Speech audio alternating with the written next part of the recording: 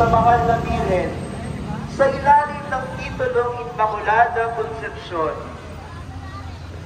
Sa nasabing simbahan ay iniingatan ng isang napakagandang imahen ng Immaculada Concepcion.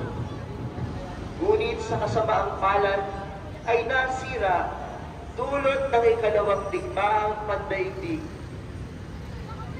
Sa kasalukuyan,